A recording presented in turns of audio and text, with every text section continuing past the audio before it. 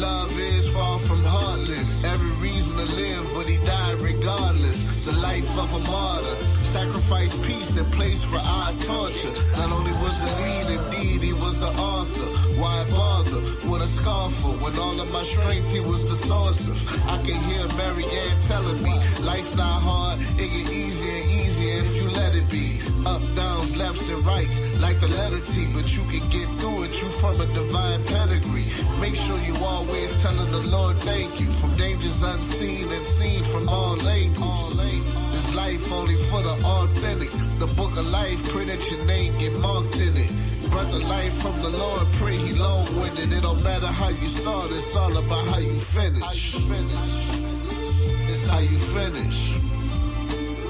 But how you finish. But how you finish. It's how you finish. He sent your son for me, didn't deserve it.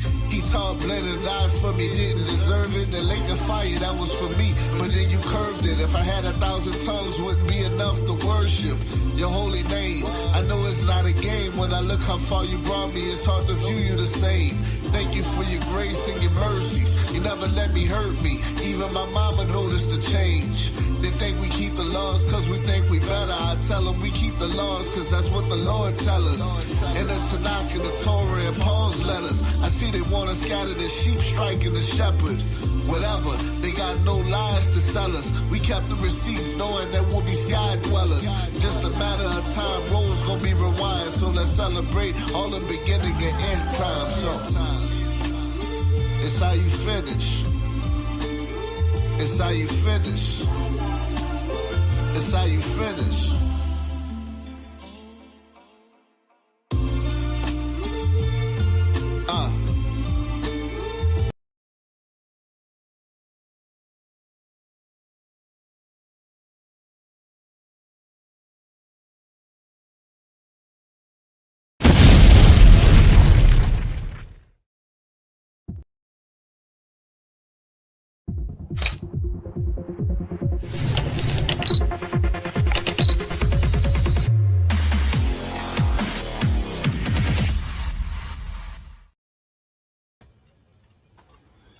What's going on? What's going on, everybody? What is going on? What is going on, everybody? Welcome to another edition of the Lions of Israel Sunday class that we come to you every week with a class that's dealing with health and wellness. It's your brother, Priest Daniela, representing Lions of Israel, along with Sister Malika. Give all praise, honor, and glory to the Most High God for bringing you brothers and sisters here for another week to listen to the class. So without further ado, guys, I'm going to turn the class over to her. And she's going to do what she does. All right. So, Sister Malika, whenever you're ready, you can get started. Shalom, shalom, everybody. Shalom. Let me know if you guys can hear me by putting 1 in the chat. If you guys can hear me clearly, put 1 in the chat. Hopefully you guys can hear me clearly. Okay. All right. All right. Welcome, everybody. Welcome. Let me give a shout out. I don't know where I'm. I got 2 things in front of me here. Shout out to Sister Kelly. Sister Kelly, shout out to you. Shalom, sis. Shout out to Brother Rama Jama. You know, I think that's Benjamin. There has to be Benjamin with that name, Rama Jama. Okay. Shout out to Brother Rama Jama. Shout out to Sandy, Princess Angelina. Shout out to LOI in Detroit. Shout out to everybody who's watching. Thank you guys for coming. Thank you. I'm gonna get right into it. All right, I'm gonna share my screen again. I just want to thank you guys for showing up today, because you could have been anywhere else. All right, I'm going to share my screen. Here we go.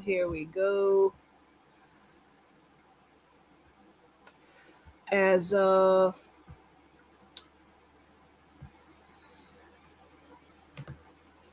you know, as Dan always say, you build it while you fly it, right? There we go. Okay, there we go. All righty. So, I decided to name today's class The Ways of Our Ancestors, right? And we're going to get into why I named the class today that. The ways of our ancestors, or the ways of the ancient. So, I'm certain that some of you guys already know that there are people in our community, in the so-called Black community, the so-called Hebrew Israelite community. There are people in this community, people in the world, and they don't believe in herbal medicine. They don't. They claim that the practice of herbal medicine is pseudoscience, right? Pseudoscience. That's what they claim. But here's a question. What was our ancestors doing? The question is whether did our ancestors practice herbal medicine? That's the question today, okay? Because we were doing something. We didn't just start out with European lab-made medicine, okay? So I want to share a little bit of something from my family. My grandmother passed away at 95 years old, right? And my grandmother could not read. She didn't know how to read, right? That's just, she was born, at a different time. She was born, as they say, at the turn of the 19th century, right? She had several children with my grandfather, but she couldn't read. But she made sure that all of her children went to school and all of them can read and write. Okay, but she wasn't able to do that. She was a little farm girl, grew up on a farm in the country, and she raised her family. But here's the deal, right? My grandmother was the herbalist in our family. She was the one who administered the cleanse to the family, the whole family. She was the one that was giving us the cleanse. She, gave us the herbal remedies when we were sick, and I could tell you they work because I have my testimonies, my personal testimonies from when my grandmother. There was no pharmacy, there was no hospital emergency room.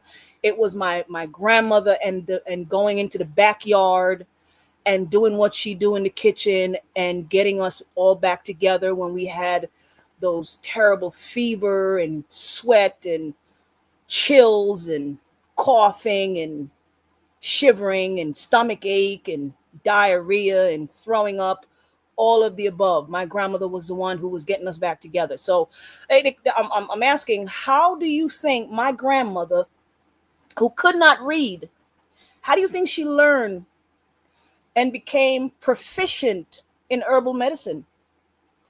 How was my grandmother able to administer these herbs to us efficiently? That's the question, right?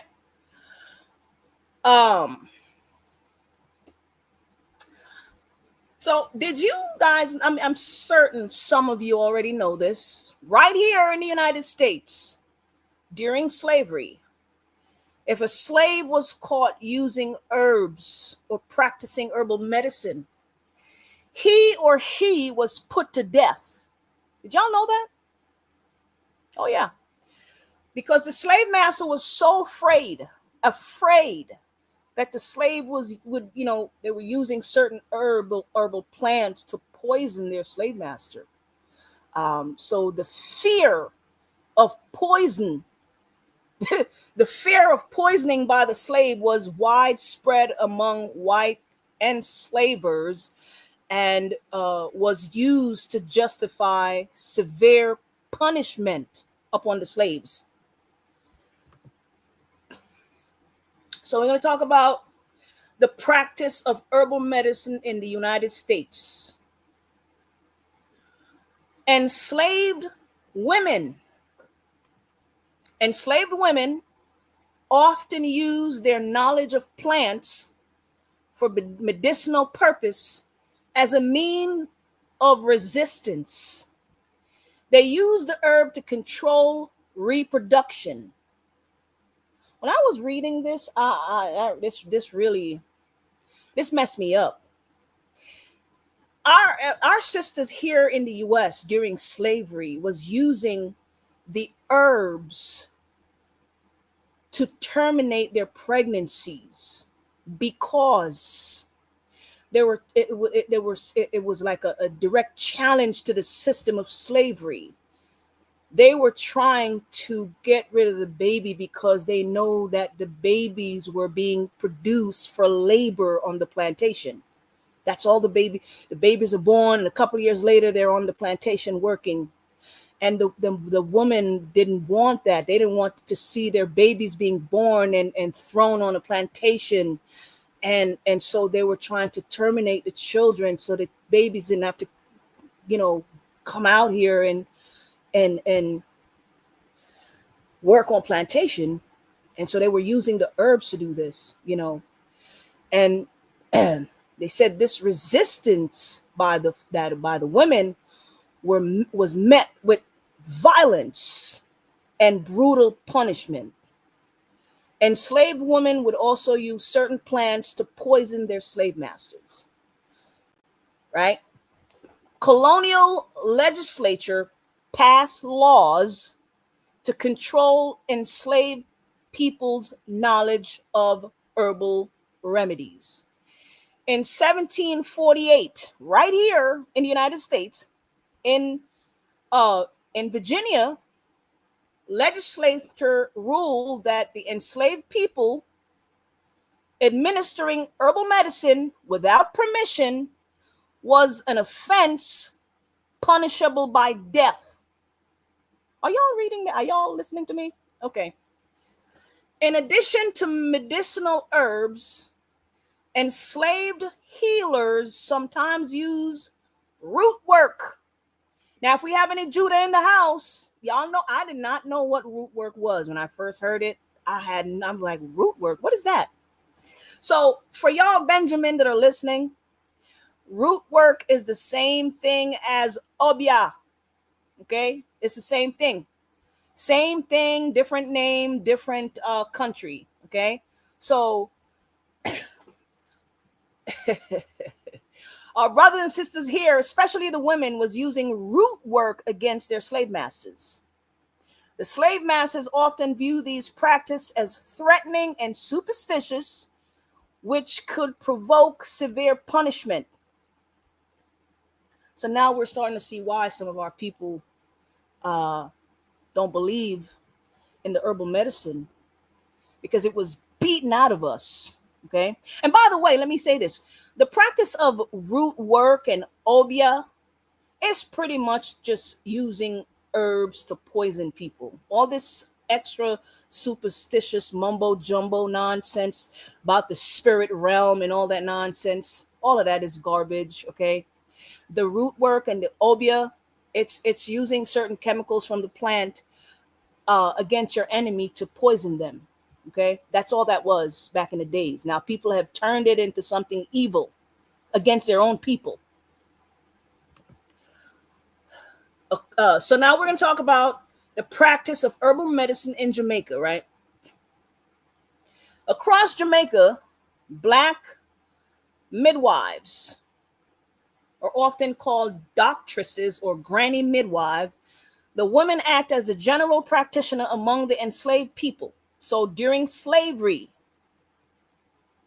our woman was the healer there using the herbs. Okay, these women were also recognized as leading doctresses in Jamaica during the late 1800s and early 19th centuries.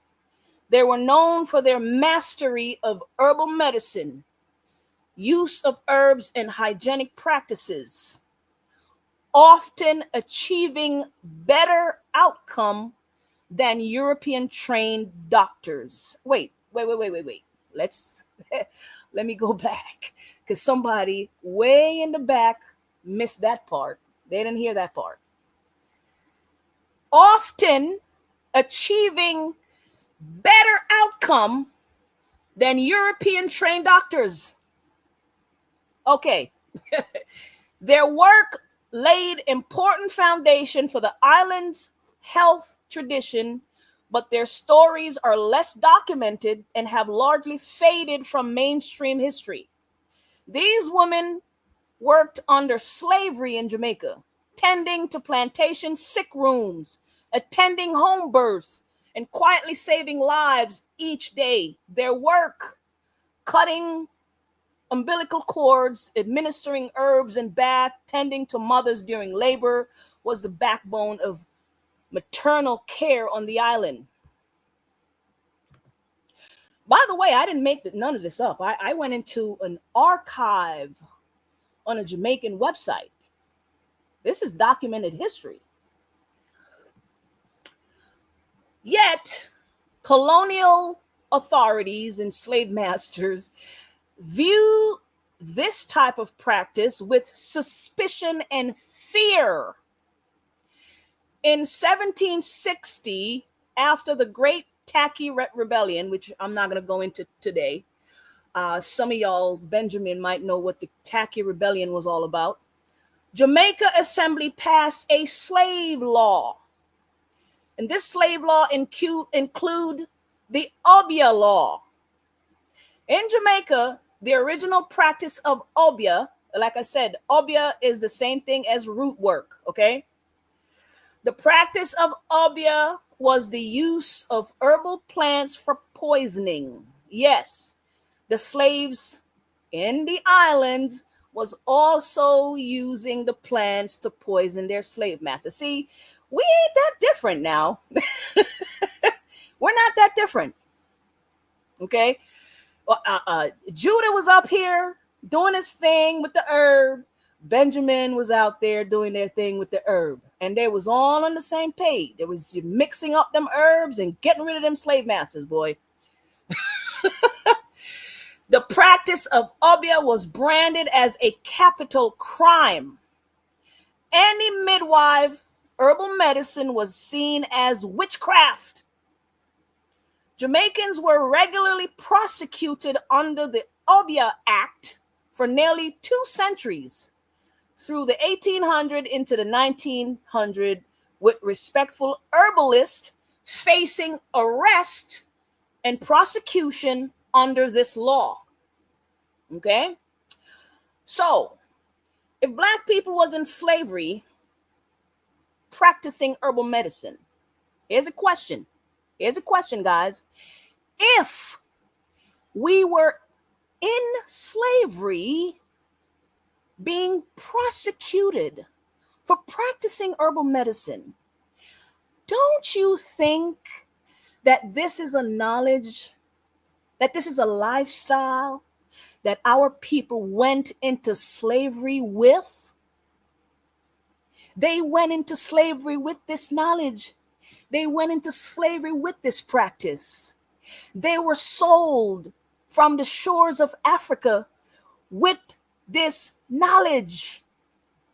They were brought into slavery with it. What I'm trying to explain is the practice of herbal medicine comes from the melanated people who were put into slavery. This tradition, they had it before they went into slavery. So now here's another thing, right? If you want to learn herbal medicine, you can't go to the white man and learn it. They didn't know what it was. They were scared of it. They created laws against it. You have to go to your people if you want to learn herbs.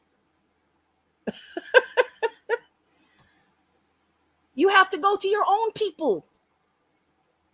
It's your people who have this knowledge. The white man was afraid of it.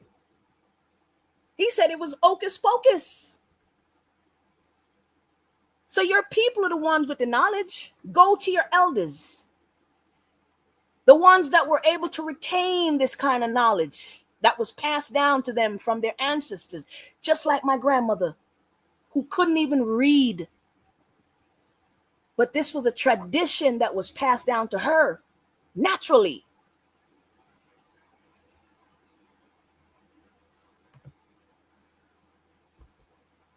But I can understand why our people don't believe in the herbal medicine. It's because it was beaten out of them. They were punished. So when you decide that you want to go to school to learn herbal medicine, which I'm not saying you shouldn't go, okay, you do whatever you know, but if you decide you want to go to school to learn herbal medicine, just understand that you are being taught by the same people who put laws into place to punish your ancestors for practicing herbal medicine. I just want you to know that. The same people who call it superstitious, the same people who made it a crime for your ancestors to practice it because they didn't believe in it.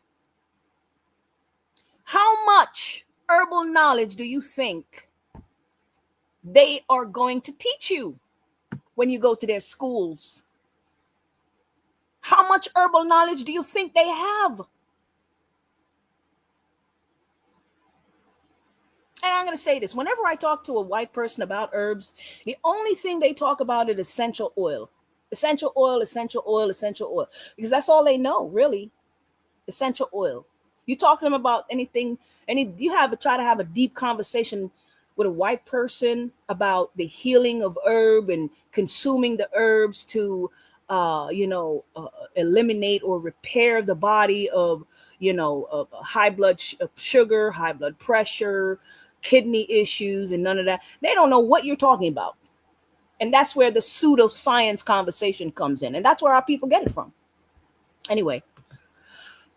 All right. I just wanted to, bring you guys a little bit of that little history there. All right. I'm going to go to something else here. So I received a phone call from a pastor last week. I don't know if the Reverend is watching. I know today is Sunday, and Sunday church on, the Reverend did say he's going to try and tune in with his congregation, but I got a call from a Reverend last week, and the gentleman told me that my video, somebody sent him one of my video about the one of these videos that I do on health, right? And the pastor said his church had recently established a health and wellness department in the church. And so they need a little help. Okay. There are people in the congregation that are dealing with different type of health problems. And the Reverend want me to go over a list of alternative remedies for some of the health issues that the church members are dealing with. Okay. So I believe the Reverend, hopefully some of his congregation are listening. So shout out to the Reverend and his congregation. I will briefly go through some herbal products, Reverend, that will help some of the people in your congregation depending on their level of sickness. Okay. But before I do that, I just want you to know that if you are on dialysis, I may not be able to help you. Okay. I can't help you there. There's not much I can do for you if you're on dialysis. All right. Just want to put that out there.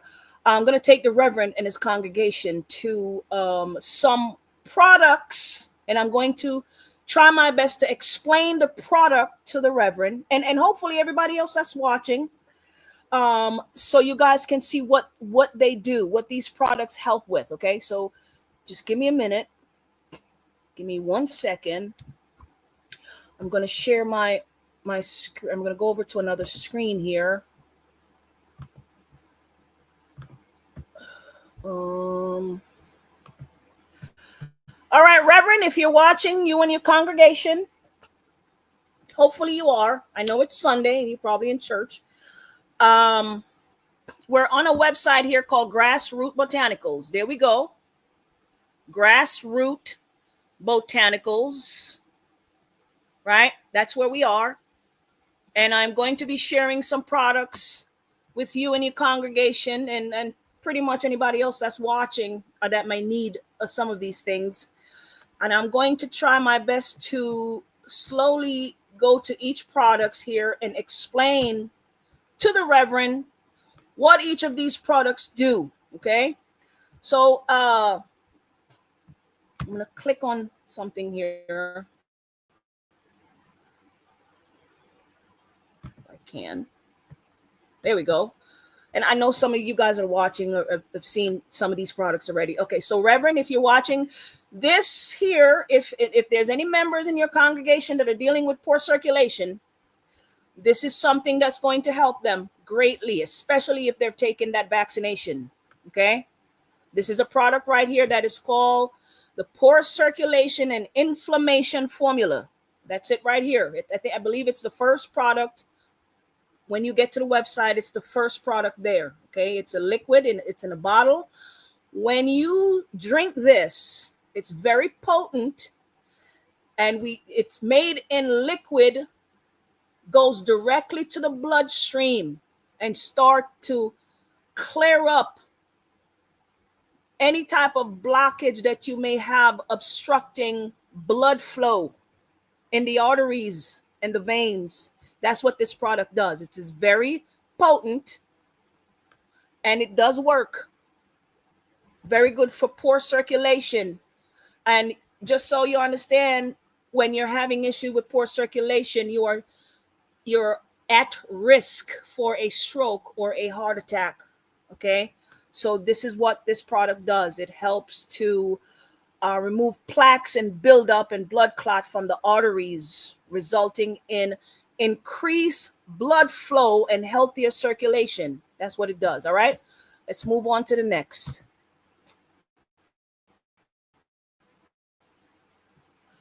We have something here, Reverend, for diabetes. This right here is another product, and this is for diabetes. Okay, if you're,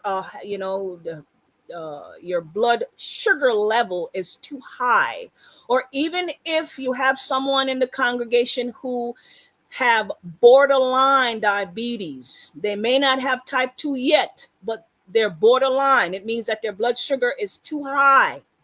This is going to normalize the blood sugar. It's going to get rid of all that sugar from the urine and clear up all of that sugar from the bloodstream. Okay, this is going to lower your blood sugar. That's what this does. And if you are on metformin or any other type 2 medication, this is a product that will help you to wean yourself off of your medication and get off of it if you so choose to. Okay, that's if you want to. That's a choice. All right, because those medication damage organs. So this is a herbal formula that helps to lower your sugar and help you to get off of your medication. All right. And this is a vegetarian capsule that it comes in. And I'm going to show you something else here quickly. This is the same exact formula here. And this one is you can put in your tea. This is the same exact thing. This is a diabetic formula. Same thing, but this one is in a powder form. If you want to make yourself a cup of tea, you put this in your tea and it works just the same. All right. We put, there you go. So that's your diabetic formula there for your congregation who's dealing with diabetes. Okay. Now, this right here is for anybody who's watching that has a gallbladder. If you ever start having issues with your gallbladder, you go to the doctor, they tell you have gallstones and they want to remove your gallstones. Please don't. Okay, please don't. We're going to talk about that in a few minutes too. But please don't remove you. This is a formula here to remove the gallstone. The doctors always want to remove your gallbladder. This is going to help you to remove those stones that's hurting you, because they do hurt. Okay. You don't have to remove your gallbladder. You can take something to remove the stones. This is a formula right here that helps you to remove those gallstones so you don't remove your gallbladder. Okay. There you go. It's called the gallstone removal. All righty. This right here,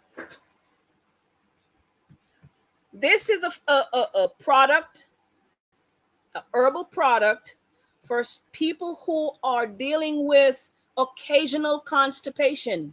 Okay, you may not be dealing with severe constipation, but you're dealing with occasional constipation because of your diet or whatever. Maybe you're stressed out. I don't know, right?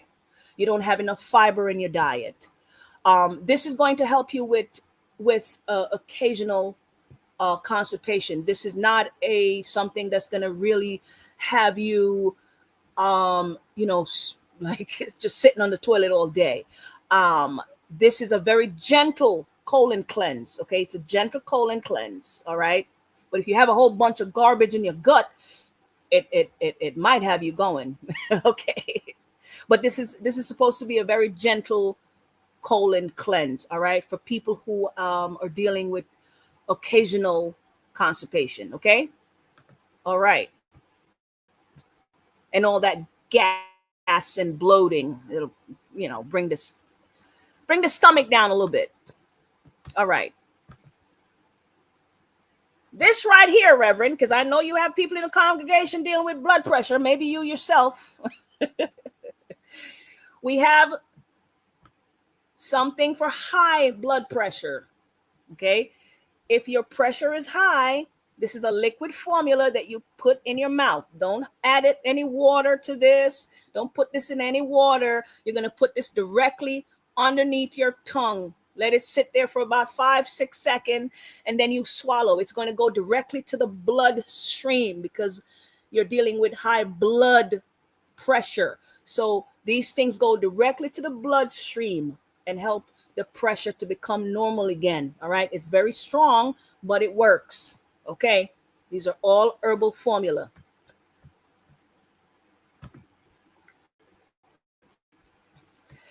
All right.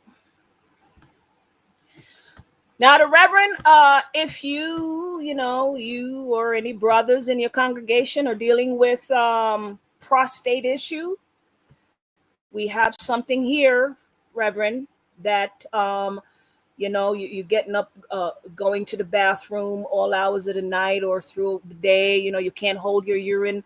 This is something that's going to help anyone in your brothers in the congregation that are dealing with that. Okay. This is the prostate and urinary herbal formula for the men that are dealing with prostate issues. Okay. And Reverend, also, please make sure your brothers are taking zinc for the prostate as well. Zinc. That's very important that you guys take some zinc. All right. Zinc is very important for the prostate. So this is a prostate formula for the brothers that are dealing with prostate issue. And also, you don't have to necessarily be dealing with prostate issue. You could take something like that to help maintain the health of your prostate. Okay. Maintain. It's all about maintenance. I'm just going down the list here, brothers. I'm just going down the list, brothers and sisters. Okay. We have something here for the brothers. I don't know if there's anybody in your church that are active, physical fitness and all that stuff. This is a product for the men who are into physical fitness. All right. This helps with energy. If you have any brother in the church who works at night and they can't stay up at night, this is something that's going to give them some energy to help them stay up. If you're a security guard or you work at the hospital, you do any type of job that's, you're always tired. This is something that's going to help you to stay up because it gives you energy. Okay.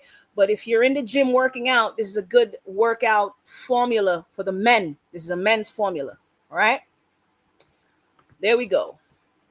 It's called the Muscle Force Max. Now, I'm trying to get through this before I go on to the rest of the lesson. If there is anybody in your congregation that are dealing with kidney problems, okay, Reverend, you have my number. You can, have them give me a call. I can look at the numbers there. But if you have somebody that the kidney numbers are a little low, okay, this is a formula. This is called the kidney and bladder formula that can help them to bring those numbers back up. All right. But there's going to have to be some changes in the diet. There's going to have to be some cleansing going on. Okay. But this is a formula for the kidneys and the bladder. All right. Especially when those numbers are not too good. Okay. But as I mentioned at the very beginning, I can't help you if you're on dialysis. Okay. Okay.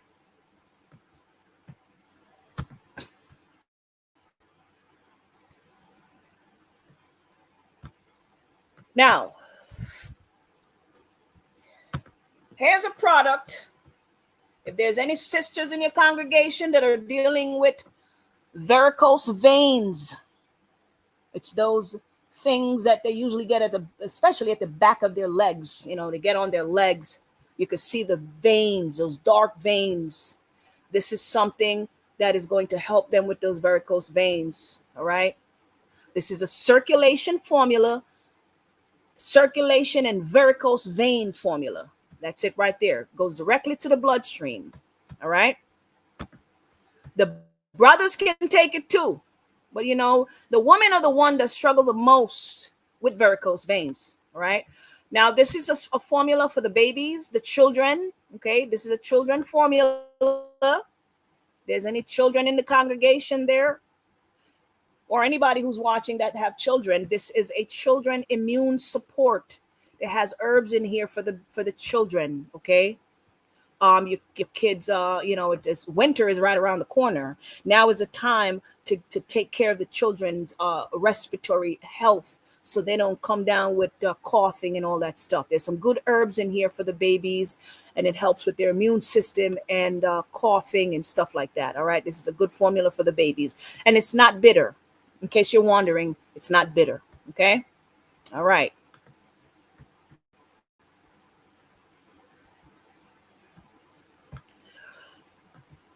I'm going to try and make it through this quickly. The Reverend asked me asked me to do this. And so I'm shout out to the Reverend and his congregation. All right. This is a formula for the liver. All right. If the numbers are not too good, this is a formula you could take for the liver. All right. This is going to give you good liver health. And if you have anybody in your congregation that are dealing with eczema, this is going to help them to clear up the skin, assuming they're willing to change their diet. Okay. So this is the liver and a liver detox. This any issues you have going on the skin, stuff like this will help to clear it up. This is detoxing the system. All right.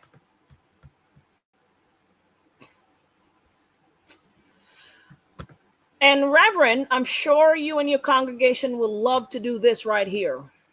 This is a 7-day cleanse.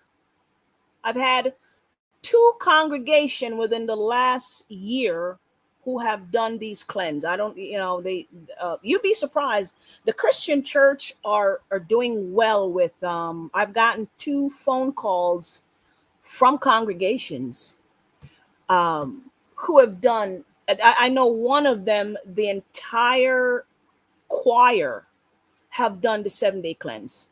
The entire choir. There you go. So that's a cleanse. This is going to really detox you, Reverend, and the congregation. Maybe some of you, the whole congregation can come together and do this cleanse right here. It's a 7-day mucus, digestive, and immune cleanse. All right. Comes with full instruction on what you're supposed to do for 7 days. Okay. There you go. You're going to clean up your diet, clean up your gut, clean up some of that high blood pressure and high blood sugar you're dealing with, and kidney problems. That's what stuff like this does.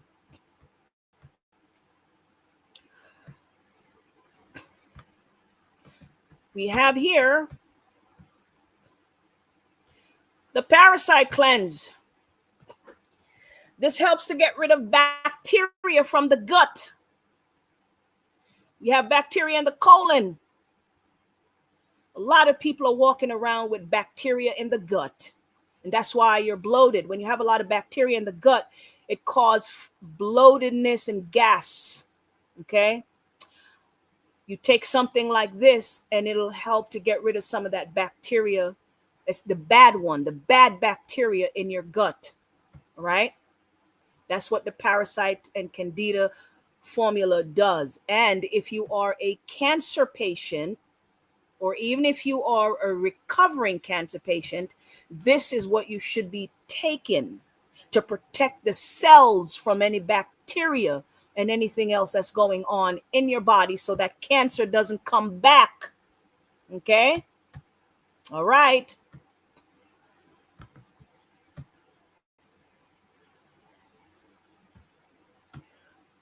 And if you have any young sisters, young and old, really, you have any sisters that are dealing with, issues with their monthly cycle, polycystic ovarian syndrome, a fibroid, this is a formula that is going to help with the young ladies' monthly cycle and their hormonal imbalance. All right, there you go. You can show that to the sisters. It's called the fibroid, PCOS, and hormonal and menstrual formula. It's for the endocrine system.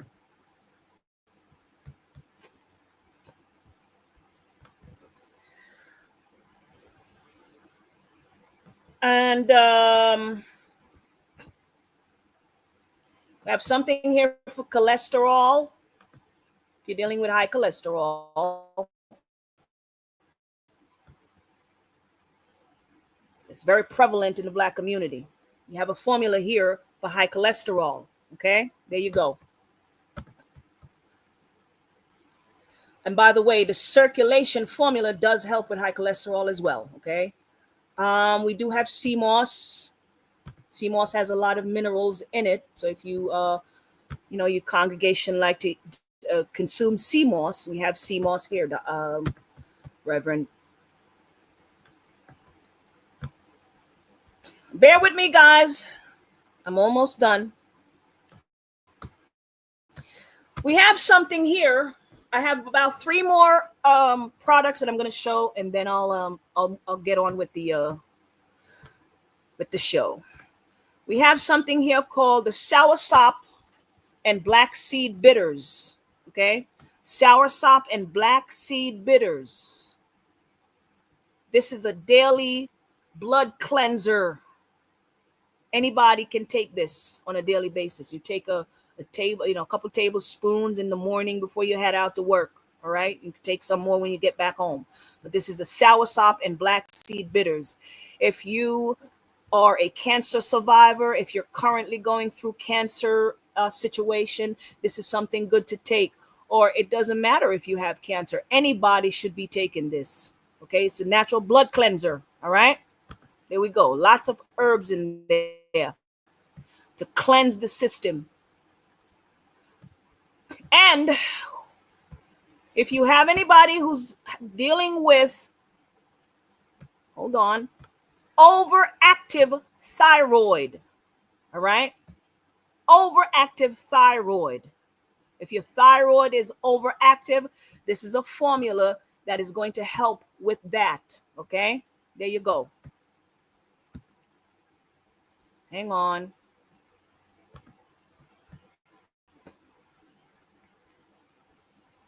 And then we have something for underactive thyroid. There we go. You're dealing with underactive thyroid issue. We have something for that here. This is for anybody who's dealing with underactive thyroid. Okay, there you go. And again, we're on the website called Grassroot Botanicals. All right. So shout out to the Reverend. Reverend, there's a lot more product on the website. Okay, you and your congregation can go there and browse and look and, take some time to look at all the stuff that we have here. But I just wanted to show you. I know you asked for us to show what we have. And so there you go. The website is called Grassroot Botanicals, grassrootbotanicals.com. There you go there. And you just look at all the stuff that we have there to help you and your congregation. Okay, so shout out to the Reverend. All right.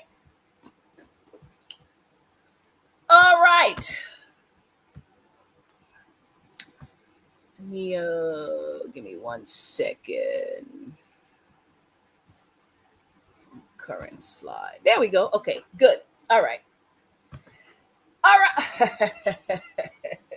So last week, we ended the live on this brother right here, and a couple of people said they wanted me to continue from what I left off last week. I decided not to. The brother made another video a couple of days ago. He's not. He don't get it. He didn't learn anything from what he's going through. He believed completely in the medical system. Completely. This brother had, for those of you who wasn't here, this brother had surgery on his member downstairs, and he had them insert some device where he's able to pump himself whenever he's getting ready to copulate with his significant other. I just can't. I can't. And he hasn't learned anything. I was watching the latest video he did. He hasn't learned anything. So I just can't. All right. So we were talking about, his problem, erectile dysfunction, we're going to pick up a little bit from where we left off last week, where we were asking what is one of the main cause of erectile dysfunction. And one of the main cause is hardening of the arteries. Poor circulation is what causes erectile dysfunction. Diabetes can damage blood vessels and nerve that control a man's erection. Okay. So for those of you who are struggling with diabetes and you're wondering why that's happening to you, is because your diabetes is damaging your blood vessels and the nerves that control your erection. That's what I want you guys to understand. And that's why I wanted to take you guys and show you some of those products there, because you can get off of that diabetes nonsense if you really want to. You can clean up yourself, clean up your diet, clean up your lifestyle, and have a better quality of life. Okay. One of the main causes of erectile dysfunction is underlying health condition that affect blood flow, nerves, or hormones such as heart disease, diabetes, high blood pressure, and obesity. Okay. Obviously, sometimes psychological issues can play a factor. Like, there are some brothers who are depressed and struggling with depression and anxiety. And anything that you have going on in the brain can affect the body as well, because your brain is a part of your body. Okay. Stress is also very significant in this condition as well. I can't help you with that. Okay. Certain medications can cause erectile dysfunction as well. If your blood pressure medication, your depression can you imagine you're depressed and you're taking medication for depression that's causing erectile dysfunction? Isn't that something? And something is wrong with your prostate, so you're taking medication for prostate cancer, and that's causing erectile dysfunction. It's madness. It's madness. What are some signs of poor circulation?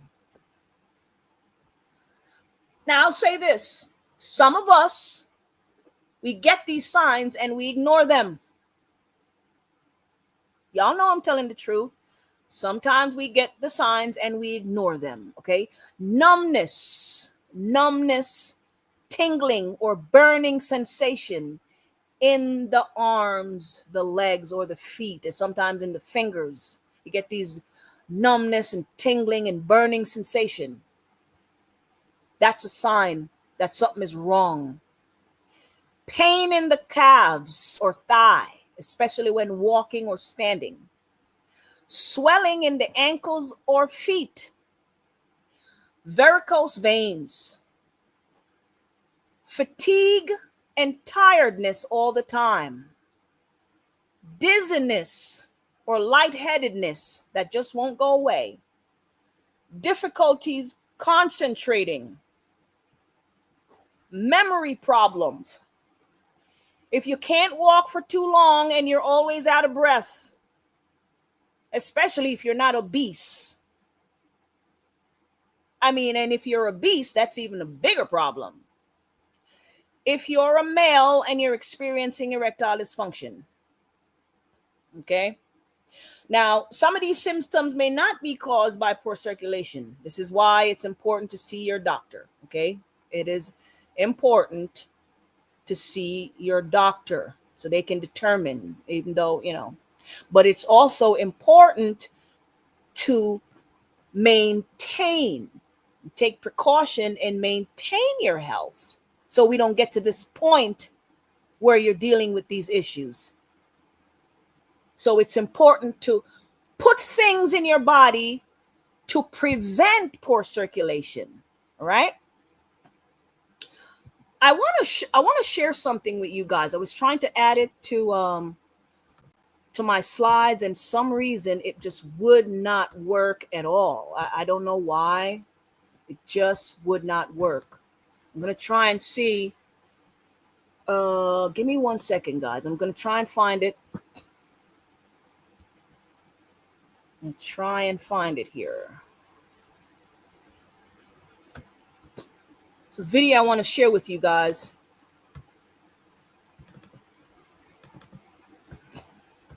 If I can't find it, my bad. Whoops, that's not it. That is not it at all. That's not it.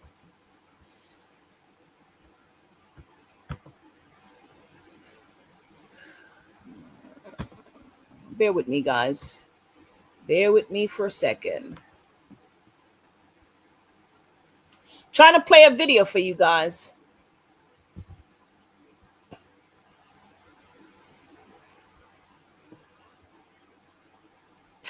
If I can't find it, I'll have to come back to it. I really wanted to show you guys the video.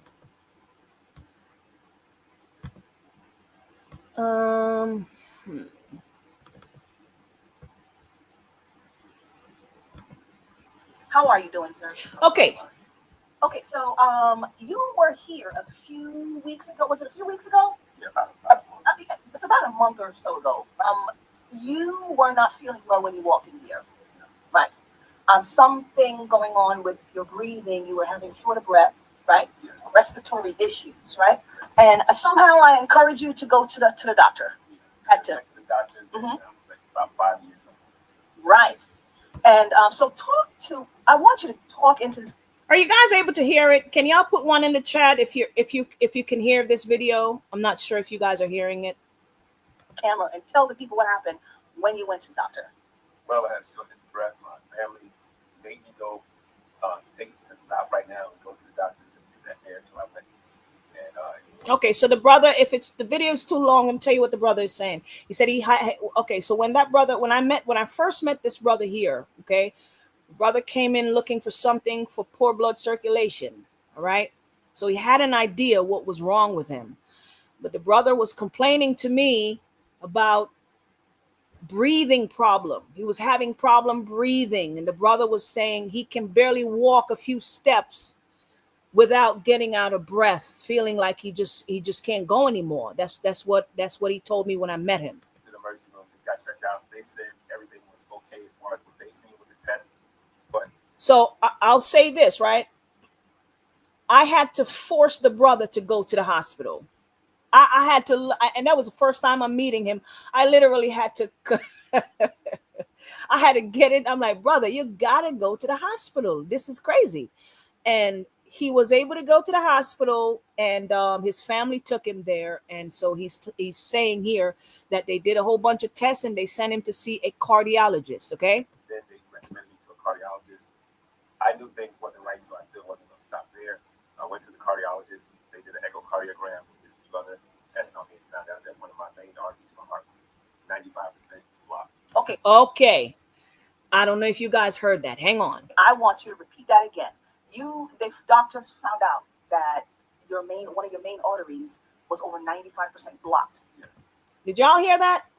The brother said when he went and saw his cardiologist, they found that one of his main artery, the main artery, was 95% blocked. Are y'all listening? This brother was a walking, he was, man, I don't think y'all understand what that means. He was walking around for over a year like that. He was on his way out the door, like literally meaning he was on his way to his grave. 95% blocked. And the brother also mentioned that he was dealing with erectile dysfunction, unfortunately. Okay. So I wanted to show you guys this video. I'm sorry that the volume is not too high, but I wanted to share this because these are things that are happening to our brother in real time. Okay. We just don't really talk about it. This brother was brave enough to allow me to videotape and share, because he said he would like to share his story to all his brothers so they can learn something from him. And then there was other blood vessels. I had a lot of heart disease, a lot of arteries that were choked off. They showed me on the diagram. He said in conjunction with that major arteries that was blocked, there were other blood vessels that was blocked as well. Sorry, guys. So basically, they had to do a procedure right away because I had shortness of breath, and that's what led to this whole thing. So they had to do a procedure. He had shortness of breath. Put in a stent, and then they also went into my vein in my arm and blew up some of the. Okay, so they ended up putting a stent. Okay, they ended up putting a stent. But when he got out of the hospital, he felt better. He came and he wanted to get some more of that circulation formula there. Right. But I just wanted to share this with you guys. So that's what he came in to get. That right there. He came in to get this for himself and his mother. Right. Don't know how he, I think he saw us on the internet, and that's what he get. So I wanted to share that with you guys, that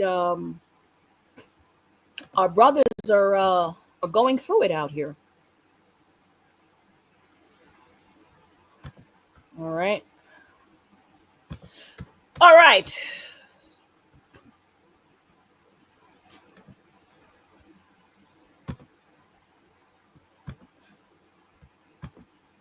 Okay, so I wanted to show you, brothers, this is what a healthy artery look like. Okay, this is a healthy artery here. As you can see, nothing obstructing the flow of blood. Everything is flowing nicely, right? Okay, everything is flowing nicely through the veins there. That's all the platelets that's just flowing nicely. All right. This right here is an artery that's very unhealthy. I'm trying to show you what's going on in your body when your arteries are clogged and you're having poor blood circulation. Okay, this artery is clogged up. It's partially blocked. What you're looking at here is years of poor diet. Okay, you have plaques, fatty stuff that's just building up on the walls of the artery here. And as you can see, it's closing in on the blood that's supposed to be flowing through there, right? So, okay. All of this is greasy food, cellular waste, cholesterol, calcium buildup, alcohol consumption, all of this, right? The wastes, they're beginning to attach themselves to the walls of the veins. And as the years go by, they accumulate more and more. and the walls start to closing in. These walls are starting to close in, right? The waste that's building up against the wall, they begin to cut off blood flow. And when the blood cannot flow freely, your heart will begin to work harder to force blood through the veins. That's what's happening here. When you have something that is cutting off the blood from flowing freely, your heart is what is pumping that blood. It's now going to have to work harder in order to force the blood through the veins that's clogging up. And as the heart works faster and harder, eventually it's going to give out. Because all of that overworking is putting a strain on the heart. That's why they're putting stent in the heart and they put you on heart medication, all this stuff. Yes, because your heart is overworking from having to push and work harder to push that blood through the vein, trying to save your life. That's what the heart is doing. You see how the Most High is wonderful? The body has a system of its own and it's working overtime to save you, but you're not taking care of it. That's the problem, right? And so what happened is when the heart is overworking and you're putting a strain on the heart because it's working so hard, you start to have heart palpitation, shortness of breath. You can't walk up a flight of stairs. It's cutting off circulation to your limbs, your arms, your legs. You start to get tingling and numbness, right?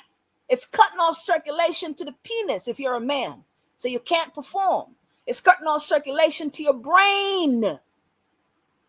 That's why there's difficulties concentrating and memory problem, right? It's cutting off circulation to every part of the body.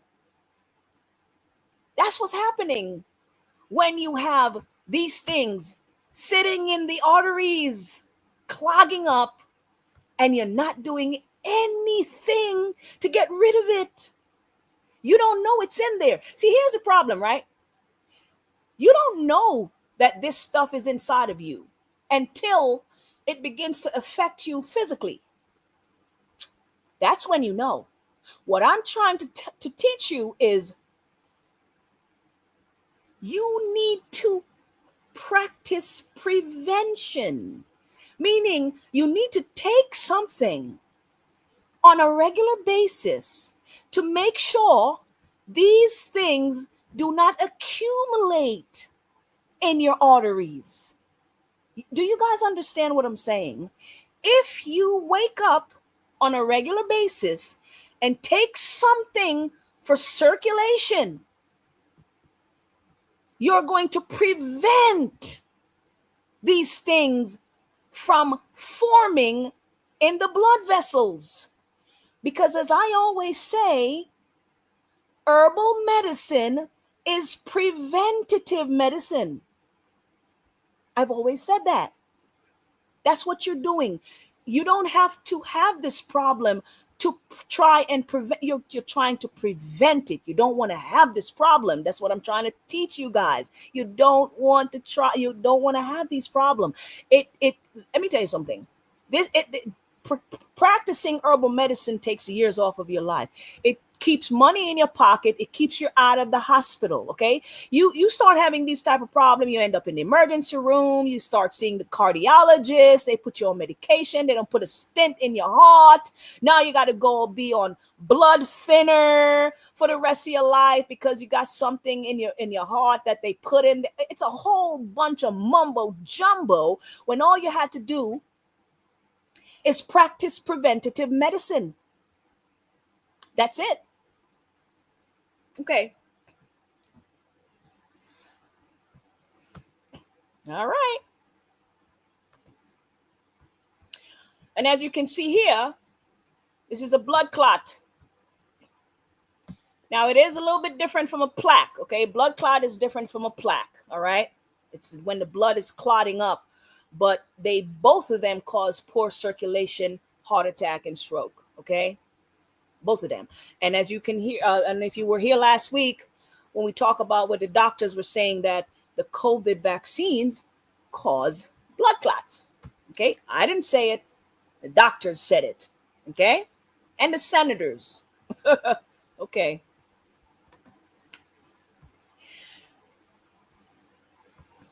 So now what I wanted you guys to understand is that, regarding the vaccines, what I want you to see here is that they're attacking the bloodstream directly and the reproductive system. That's what those vaccines were attacking. Those vaccines were given to our people to directly attack the bloodstream. And what does Leviticus 17 and 11 say? It says, for the life of the flesh is in the blood. The white man knows exactly what he's doing. Make sure he's putting something in there to attack your life. The life is in the blood. And then attack the reproductive system so you don't reproduce. Okay. How many of you guys are walking around with this right here? Varicose veins. That's also a circulation problem. Varicose veins. Brothers and sisters, if you were walking around with your legs looking like this, this is varicose veins, and this is a problem with poor circulation. All right? This is poor circulation problem right here. That's what varicose veins are. Okay. How many of you are walking around with your swollen feet? Okay. You might be having issues with the heart or some other issues, but I suggest you go check it out. Go see somebody, call somebody, get help.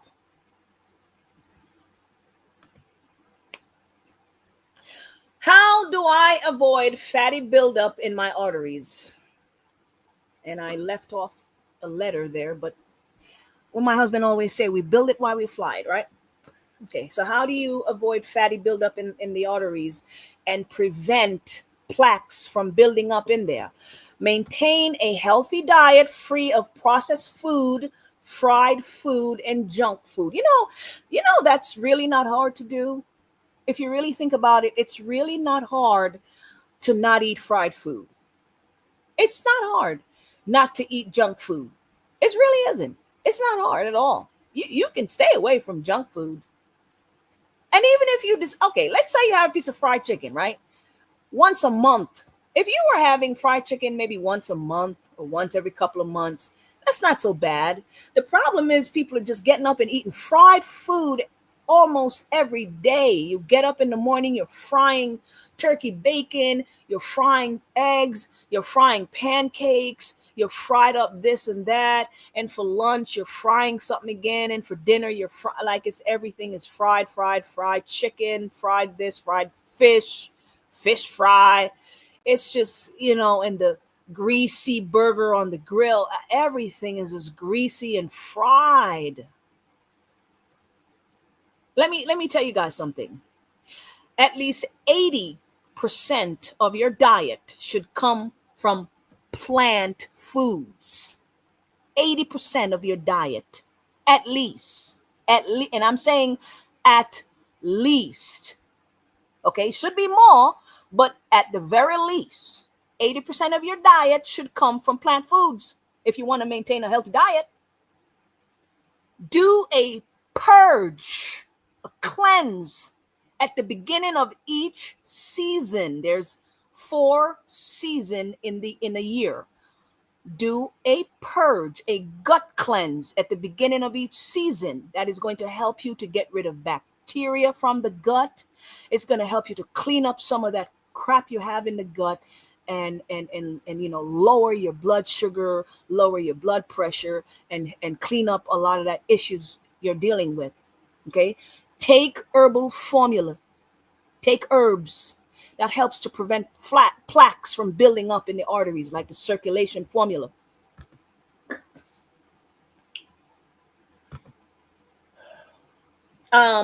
Some of you guys were here last week when I talked about this young brother who I saw a few years ago. He I'm not gonna go over the story, but I talked about him last week. He had came to see me, and he was took the vaccines 3 times, and the brother was really going through it. He was dealing with erectile dysfunction. He was dealing with tingling and numbness in his arms and his feet and all that stuff. And the brother was in rough shape, was in mental and physically. He was not in good shape at all. He was breaking down. And I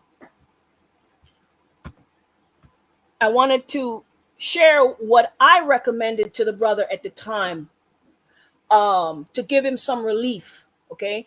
One of the first thing I told him to take was magnesium glycinate. I told him to take some magnesium. Okay. Why did I recommend magnesium? Because magnesium is good for the cardiovascular system. It supports the health of the inner lining of blood vessels, which is essential for maintaining proper blood flow. Okay. And that's why I recommend magnesium to the brother. Okay. I recommended the herbal formula for poor blood circulation. Okay. And I ask him to take that for 2 months or more. Okay. And I recommend that formula because every single herb in the formula maintains cardiovascular health, and it supports vascular integrity. It increases blood flow. It goes directly into the bloodstream, which is what you need if you're trying to get rid of poor blood circulation. And I also recommend that he do some moderate exercise because exercise promotes blood circulation, right?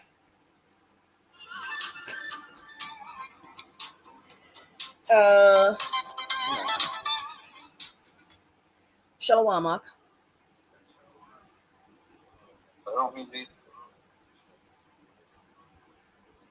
There's a brother Karab wants to give a testimony. Hang on, let me see how we can do this. Oh, praises, beautiful. There he is. We're gonna bring him in. I'm gonna bring him in. Okay. How do we do that? Oh no, he has to. I'm sorry, I'd have to send him email him a link. No, just put him through your phone. Just let him hear through your phone. I don't know if they can hear him. Let me see. Put him on speaker and let's see. I gotta know. Can anybody hear him? Can you hear him? You have to speak, brother. Yeah, well, if they can hear me, tell them put one. Yes, we can hear him. Yes, we can hear him. Okay, yeah, they can hear you. They can hear you, Ak. All right. So about 3-4 years ago, I took the parasite cleanse for like 14 days, and I never felt so pure. But I went right back to eating pizza, potato wedges, drinking. Wow, eating greasy food, the whole 9 yards. So, I mean, the mercy of the Most High kept me going still for a while. Then about a month ago, I woke up one morning and my right hand was like totally numb. I got panicked because I thought I was getting a stroke. And it took a while for me to get even feelings back into my hand. So I hit the panic button and called you. And sister, you gave me some ingredients, some of this, some of that. Like similar to what you have in the to prevent nukes. Man, I felt much better after doing that. And so now I'm fixing to do the 7-day blood cleanse. And I want to thank you, sis, because it's a godsend. And with that, I'm going to say shalom. I'm going to let you. All right. I'm glad it helped, my brother. I'm glad it helped. All wow. Right, my sister. So you're getting ready to do the you said you're getting ready to do the other cleanse. Yes, I'm making sure I get all the ingredients and I'm good to go. Okay. All right. Well, thank you, brother. Thanks for calling in. All right. Shalom. Thank you for that. Sister. Shalom. Oh, yes. Shalom. All right. That was our brother Elder Karab there. The brother said he did the parasite cleanse a few years ago, and it kind of fell off a little bit and start not feeling so good, and gave me a call, and I gave him some stuff to some direction, and he's feeling better. All right. Shout out to our elder Karab. I don't know if this is going to play. That's not going to play. All right. I'm having issues playing these videos, unfortunately. So that's not going to play. Okay. All right. Yeah, I'm having some issues playing the videos, guys. So we're just going to move on from that. So I went down the rabbit hole and found out that an estimated 600,000 to anywhere between 600,000 to 1.2 million gallbladder removal surgery happen per year in the United States of America. I hope you listen. This right here is very important. Everybody, I want y'all to listen. If you still have your gallbladder, I want you to listen. This is very important. Black people are losing their gallbladder at an alarming rate in the United States because they're allowing doctors to just go in and remove their gallbladder. Wait, Sister Malika. Yes. Can you stop sharing for a second because the PowerPoint is not showing on the screen at the moment. It's not? Oh, wow. No, I don't see it. I don't know what's happening. Oh, really? Stop sharing for 1 second. Hold on. What is going on? It's all right. Hold on. Let me stop sharing and go back in. Okay. Let me stop sharing and go back in. Okay. Well, let me look at the chat. Maybe they were seeing it, but on my end, I couldn't see it. Oh, you couldn't? Okay. Well, no. Don't worry. People are saying that they see it. I don't know why. Well, they were. Well, it's all right. I'm going back in. Okay. Okay. Share it again. Give me 1 second. Yeah. They say that they see it. Okay. All right. Let's see. I don't know why I couldn't see it. Let's see if they're able to see it. Okay, they're saying they were seeing it. It's my device probably. Something wrong. Go ahead. Oh, okay. Maybe there's a lag or something. Yeah. So what I'm trying to if there's anybody that's watching this video, I really want this to connect when I say this. Do not remove your gallbladder. If you still have it, do not remove it. Okay. The Most High put it there for a reason. A lot of our people are losing their gallbladder at an alarming rate, and they don't have to, because these doctors nowadays, they don't have a solution for gallstones, right? So what they do is as soon as you start feeling pain, you panic, you run to the ER, and they remove your gallbladder, okay? Now, do you know that the average person in America with a gallbladder, if you still have it, the average person is walking around with gallstones and they don't know it. Trust me, you don't know it because it's not hurting you yet. Okay. Gallstones takes years to, they're forming and they're developing in the gallbladder, and it's going to take years to kind of develop, and they're going to take years to get bigger and bigger. Right. And when they get bigger, what happened? You start to feel the discomfort, because when the pain starts, the stone is blocking the bile duct. That's when you start to feel that pain. Okay. A lot of people be walking around with gallstones, and as long as it's not blocking the bile duct, you're good. You're not feeling any pain. So you're fine. But then it starts to block that duct, and then that you begin to feel that excruciating pain. Oh my God, I'm dying. And then you run to the emergency room. That's what you do, right? And unfortunately, the doctor's solution to this problem is to do a surgery to remove your gallbladder. I'm here to tell you why you shouldn't. What if I told you that getting rid of gallstones is one of the easiest things that you can do right there in the comfort of your home? A lot of you guys have done this already. I know. Everyone who's listening to this video, if you've never done a gallstone removal before, chances are you are walking around with them. You just don't know it because they're not affecting you right now. And just because it's not affecting you right now doesn't mean you should have it just sitting there. Because one day, you just never know. You may end up in the ER and they remove your gallbladder. So I'm encouraging everyone that's listening to the sound of my voice, do a gallstone removal at least 2 to 3 times a year. At least 2 to 3 times. I'm saying at least, especially if you're not, you haven't been taking care of your, maintaining a healthy diet. You've been eating a whole bunch of fried junk stuff and fast food and junk food. Okay. A gallstone removal will break up the stones in the gallbladder. They'll break them up into smaller pieces and flush them out of your body pain-free. Pain-free. You won't even know they're coming out unless you look in the toilet. All right? It's that simple. And hold on. Somebody's asking, how do I do a gallstones removal? Hang on. We're going back to the website, Grassroot Botanicals. We're going back there. Hang on.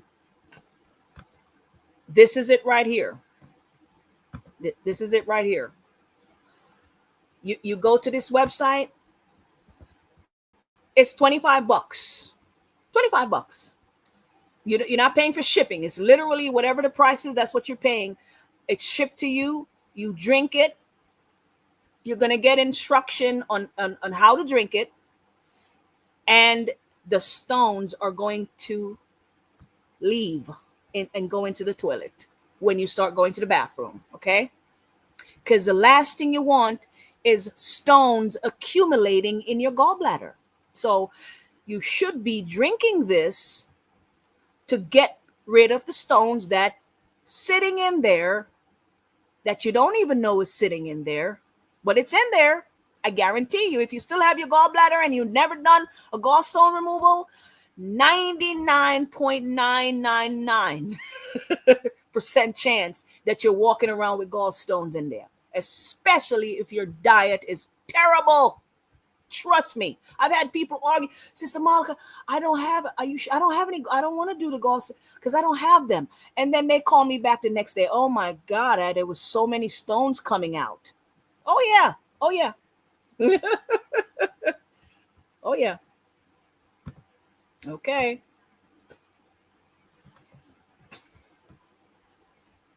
And did I mention when you take this stuff, it's pain-free? It's pain-free. You're losing, you're not losing anything. You're getting rid of gallstones. That's going to cause you to, if you don't get rid of it, it's going to cause you to lose your gallbladder. You're getting rid of it pain-free. Now, the average doctor will tell their patient that they don't need their gallbladder. That's what the doctors are telling patients. Oh, you don't need your gallbladder. So it's okay to remove your gallbladder if you have gallstones, right? I'm here to tell you that God, the Most High God, do not make mistake. And if He put the gallbladder inside your body, it belongs there for a reason. Okay? So someone might be wondering, Sister Malika, what's the purpose of the gallbladder and why do I need it? Okay, I'm going to explain. Your liver produce a liquid called bile. And your liver produce about 27 to 34 ounces of bile every day. Your gallbladder takes that bile and store it. Then it releases that bile into your intestines. And your intestines uses it to digest the foods that you eat. That bile is needed to break down and digest all that greasy, fatty, fried up junk food and fried chicken and fried burger that you've been eating on a daily basis. That's why you need your gallbladder. Your gallbladder is extremely important because it collect and store one of the most important things that you need for digestion, especially with all that garbage you're eating. So, what happened if I lose my gallbladder? I know somebody's asking that. Without a gallbladder, the bile will flow continuously from the liver directly into the small intestine, which can cause digestive issues like diarrhea, bloating, and gas, especially after eating fatty, fried up foods, because the body has nowhere to store the bile. Okay? The doctors ain't telling y'all this. And y'all ain't got to pay me to tell you this information. You go to the doctor, you got to pay a copay and this pay and your insurance. It's coming out of your insurance and all this stuff. Okay, and they're not even telling you this information. I'm not a doctor. And I'm telling you, this is anatomy 101. This is just how the body function. I'm telling you, brothers and sisters, how your bodies function. This is the natural function of your body. And I'm explaining to you, when you lose an organ, when you have the doctors remove your organs, there is going to be repercussion, because the Most High put these organs in there for a reason. Okay? So that's what happened when you lose your gallbladder. You're going to start having digestive problem. And here's the problem too. Those digestive problems can lead to stomach cancer. Yes. Yes. If you no longer have your gallbladder, you must change your diet completely and maintain a low-fat diet. So now you're going to have to change your diet. There's certain things you can't eat, because if you eat certain food, it's going to mess up your stomach, right? Okay. Start having long-term digestive illness, including cancer of the digestive system, because you lost your gallbladder. Your stomach is not able to digest properly. Okay, I wanted to share some healthy plant food that help to keep your blood sugar levels low.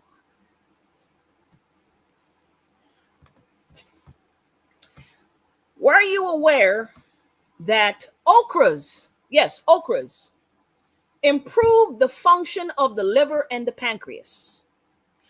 Okra improve the function of the tissues in the pancreas and lower blood sugar by slowing down the sugar absorption in the body, which helps a healthy person to avoid diabetes, but also helps the person that has diabetes, because it helps to lower blood sugar. Hang on. I was talking to my sister Jeanne earlier, and I realized that a lot of people, shout out to Sister Jeanne, by the way. I hope she's watching. We were talking about how some people cook okras, right? And I wanted to share quickly, because a lot of people don't like okra because they be boiling the okra and they can't cook, right? So I'm going to show you guys quickly, just a quick few seconds, how you can cook your okra. Here we go. Without making it slimy.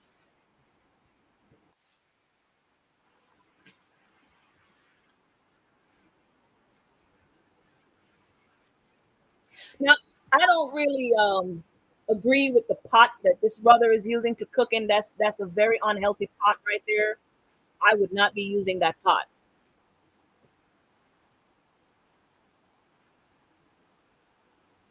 That pot has so much chemicals in there. Mm-mm.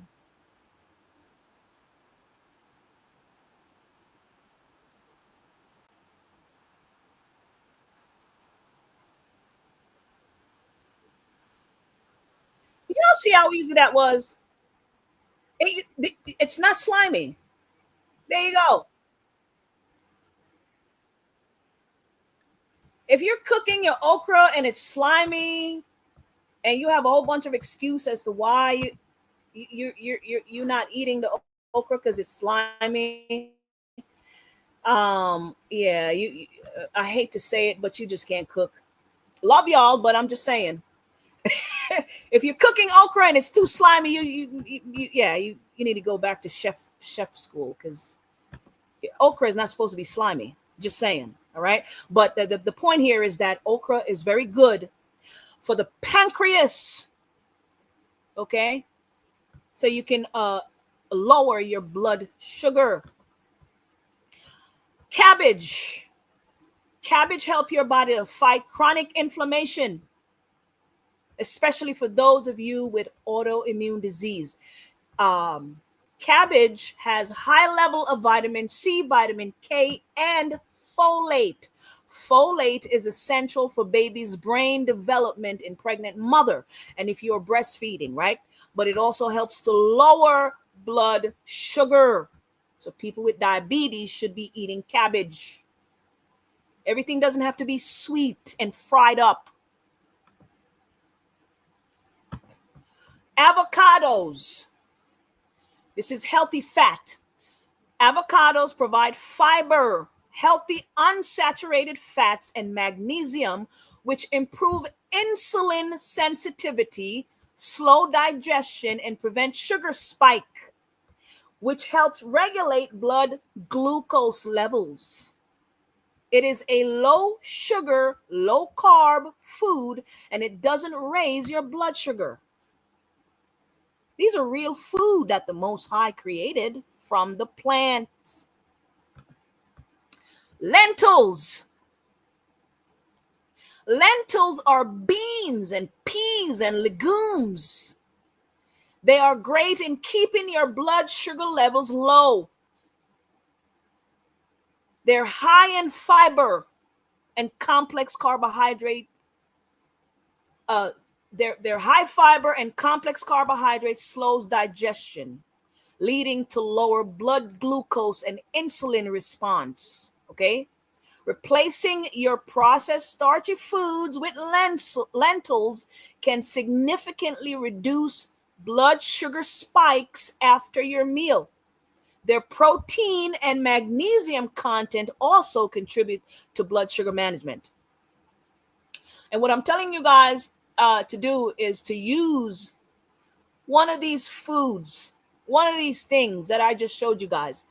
Just use one of them every day to replace at least one of the bad foods on your menu, on your plate every day. Just pick one of these and replace one of your bad food that you have on your plate. Just replace it with one of these right here. When you're cooking dinner, use one of these instead of your fried up whatever. Just pick one of these and replace it with something. And use this to replace something on your plate, is all I'm saying. All right. Okay. Do we have enough time for the sisters? We have about half hour. Okay. Hopefully I go through this by 15 minutes. Okay. So, we're going to talk about, this is for the sisters, but we're going to be very discreet. We're going to be very discreet. Okay. So the brothers can watch because you have wives. Okay. So we're going to talk about yoni steaming. The sisters already know what that is. Yoni steaming. All right.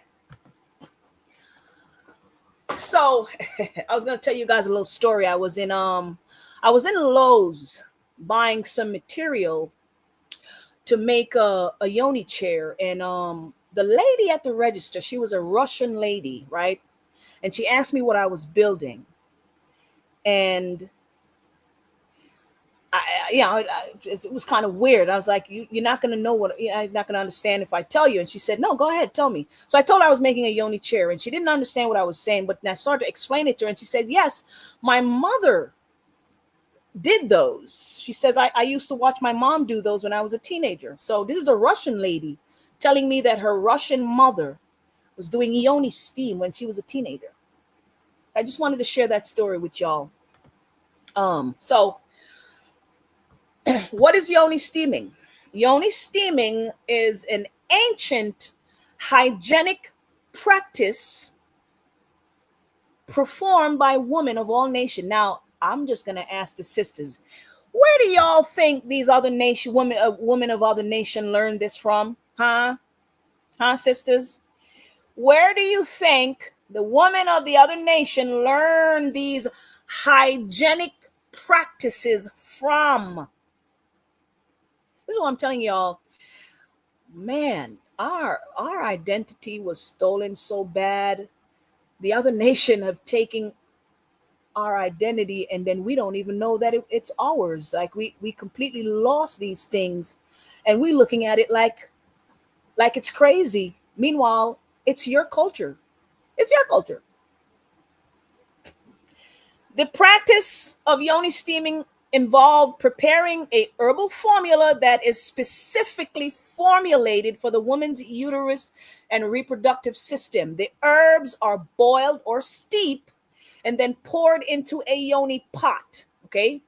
This pot must be kept sanitized when not in use, and kept away from children and kept away from the kitchen area and so on and so forth. It should be kept in your bathroom in a clean area. Okay. You allow the herbs to cool down without losing its steam. The woman will then place the pot underneath the yoni chair. This chair will have an opening at the top.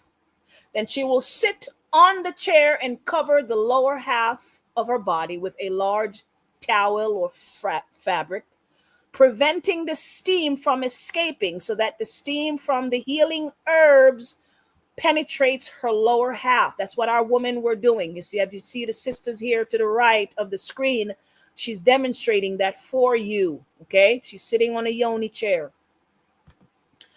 Now,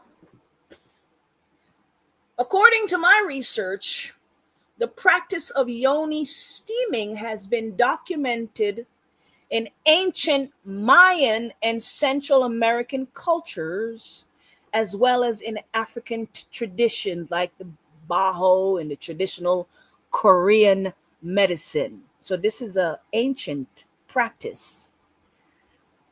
But why were women doing yoni steams? Yoni steaming was traditionally used to promote overall vaginal health, balance hormones, and support a woman's menstrual cycle. It has also been used to help with postpartum recovery, cleansing the uterus and nourishing the woman's womb after childbirth. It was also done to improve fertility. So for those of you sisters that are confused about why you should do yoni steam, our women in ancient times were using yoni steam after childbirth, okay, to cleanse themselves. All right. Okay. It helps to increase circulation of the uterus, which promotes better monthly cycle. It also helps with lymphatic drainage at the lower part of your body. Did you guys know you have lymph nodes? You have lymph nodes at the lower part of your. Hold on, hang on. I'm going to show you guys something right now. Hang on.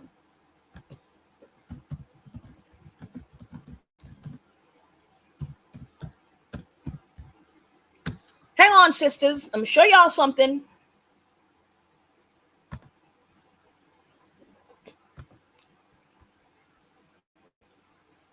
Let me see if I can find this. Hopefully you guys can see this right here. This is an image of the lymphatic system. I want y'all to see something. Do y'all see this? All of these tentacles running up and down the arms, the neck, all down the stomach, the leg. These are all connective tissues, and this whole system here is your lymphatic system. Okay. And if you look right here in the front of the crotch area right here, that's a whole bunch of lymph nodes. That's what you call lymph nodes. Okay. All of these things are called lymph nodes. It's a part of the lymphatic system. When you do a yoni steam, you are cleansing. You're helping to drain the lymphatic system, which is very important, ladies. Okay? Very important. So there's something very special when you're doing a yoni steam. You're not just sitting over a bucket of hot water with herbs. You're cleansing your body. You're doing a cleanse. So I wanted to show you guys this. Right here, right between the crotch area here, you have a whole bunch of lymph nodes here. You have the appendix here and the lymph nodes right there. So I just wanted to show you guys that. All right. Okay. Now, I see this trend where you have a whole bunch of women going to the spas, the yoni spas, and a whole bunch of women lined up and doing yoni steam in the same room.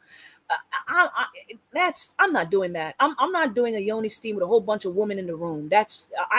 Listen, privacy. You need privacy when you're doing yoni steam, okay? Going to a spa is just outright ridiculous and silly.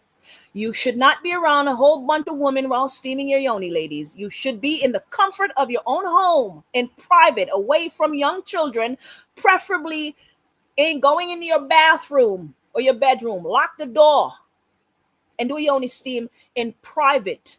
There's absolutely no reason for grown women to be steaming their yonis in front of other women.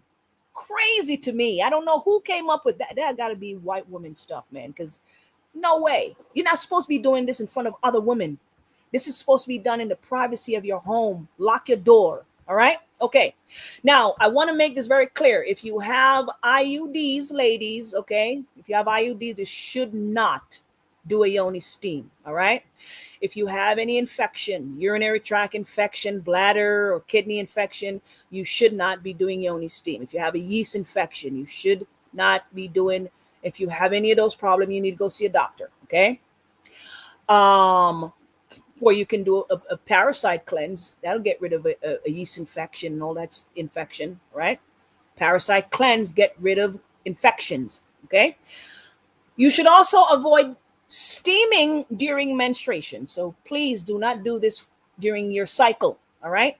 Yoni steaming should be done after your cycle.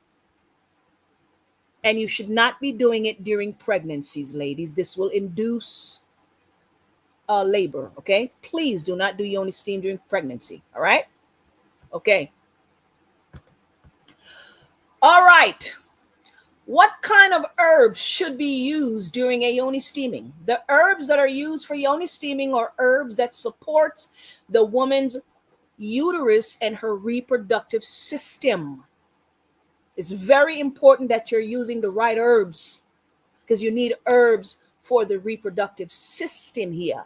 You need a herb like a red clover, Romania, red raspberry leaf, shepherd's purse, mugwort, motherwort, vitex, so on and so forth. Okay, these are herbs that helps to nurture your lady parts. All right, I'm going to share my screen again.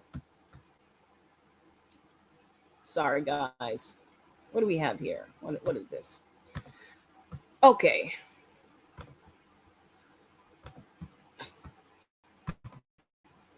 Showing the sisters something quickly. Where is it? Sisters.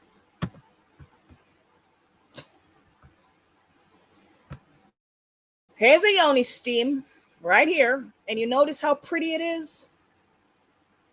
Stuff for the sisters are very pretty, isn't it? This is a beautiful herbal formula for yoni steaming for the sisters. All right. We're on the Grassroot Botanical website again. Here it is right here. Grassroot Botanicals. And if you come down, you will see the herb. It's called the Yoni Steam Blend. All right. And there you go. This is a herb for yoni steaming. Okay. All of the herbs in there for yoni steaming for the reproductive system. All right. There you go.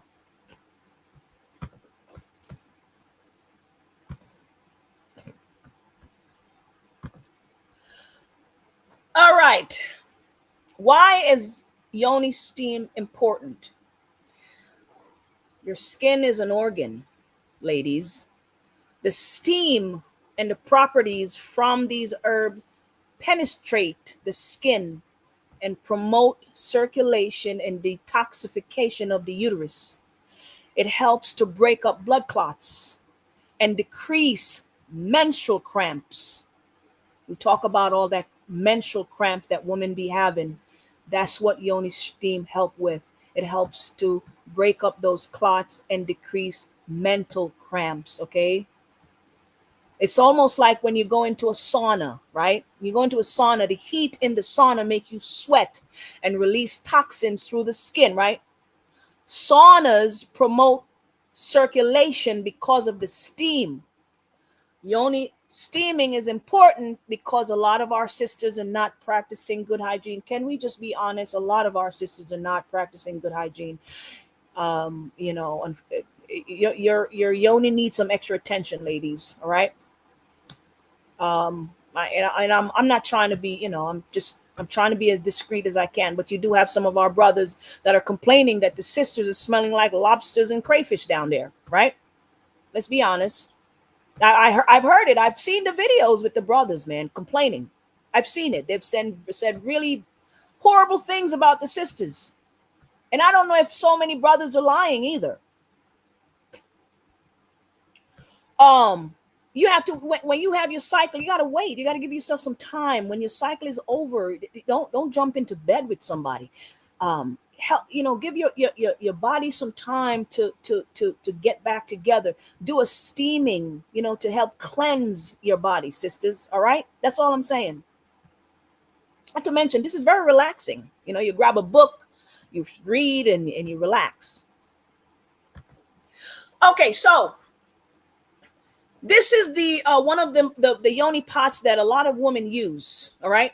And they do look cute. They do look cute. Not gonna lie, they are cute, but they're not safe. I'm gonna try and go through this as fast as I can. Do not use plastic yoni seats, sisters. The purpose of doing yoni steam is to detox yourself. When you put hot herbal steaming tea inside of plastic, okay, that's gonna leach harmful chemicals into the steam, which is then being absorbed by your sensitive lady parts. Okay, all right. So you're going to be sitting over this, all of that heat and steam and all of that plastic, the chemical. Yeah, you don't want your body absorbing that. So you do not want to use plastic. Okay, I just want to make that clear. So I wanted to show you, sisters. I made myself a yoni pot. Okay, a yoni chair right here. Okay, just regular material. Right. Make sure that if you want to make something like this, you're using untreated wood. Make sure the wood is not treated. Okay. So these are untreated wood. But I wanted to tell you guys, sisters, that you don't have to go out and buy some plastic yoni chair, or if you don't know what to use, I'm trying to show you that you can make your own. Okay. So I'm going to show you guys step by step how I did it. Okay, so I just went to Lowe's. I gathered some material. All right, and you have your tools and stuff, and you there you go. All right, and that's the yoni steam there that I use. Okay, steep the herb, and there you go. And when you're using your yoni pot, make sure you are using this type of pot. Okay, this type of this is stainless steel pot, and make sure you keep this pot away from your kitchen. All right, because this should be in your bathroom and nowhere else. You don't get this mixed up with your kitchen stuff. All right. Okay, you're gonna pour the herb in here in this pot.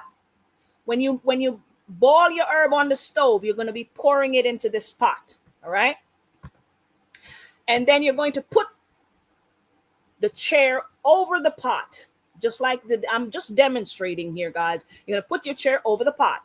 Okay, there you go. There you go. Hopefully that's a better angle there. You put the chair over the pot, all right? And then you could put a nice little cushion over there and you sit. There you go. Look at that. You're in your bathroom, you're in your room, and you're in the privacy and the comfort of your house, and you do a yoni steam just like that. All right. I just wanted to reiterate that I did use untreated wood to make this. If you sisters, this is very easy to make, or if you have a husband who knows how to make stuff, go right ahead, let him make it. If and this didn't take me long to make, by the way. It takes me about 40 to 45 minutes to make this chair. And the material is not expensive. Okay. Don't go wasting money on fancy, expensive plastic chair, because I look online on some of those yoni stuff and they're very expensive. They can go up to $300-$400. Okay. All right. So I think we're going to wrap it up. We'll come back to that next week, but there we go. We're going to wrap it up. All right. Hopefully, that was edifying. I don't know. You tell me. Does anybody have any questions for me? Does anybody have any questions for me? Sister Kelly said how many minutes, but I'm not sure what she's asking. Sister Kelly, what are you asking, honey? She says how many minutes? Does anyone have any question? Put it in the chat. All right.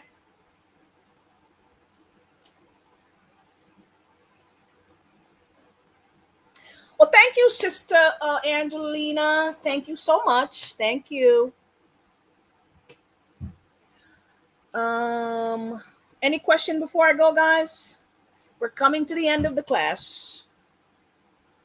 When you're steaming your yoni, it's just like when you're making just a regular cup of herb, you know.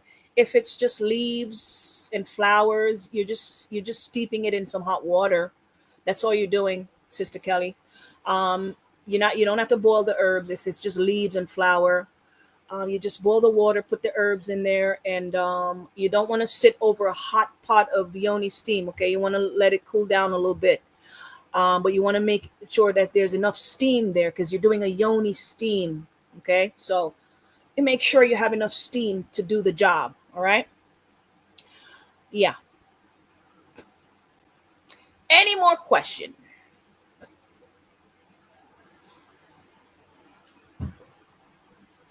No more question? No, it seems like you covered everything. So I see. Okay. It's almost 7 o'clock anyway. Yeah. We appreciate you guys being here. If you're not subscribed to the YouTube channels, make sure you guys subscribe to the YouTube channels. Most High Allah, we'll see you guys again next week. Well, you know what? No, next Sunday we're observing the Feast of Tabernacles, so maybe not. We'll let you guys know, all right? Yeah. With that being said, we say shalom to everybody. We're going to end the live. We'll see you next week. Shalom.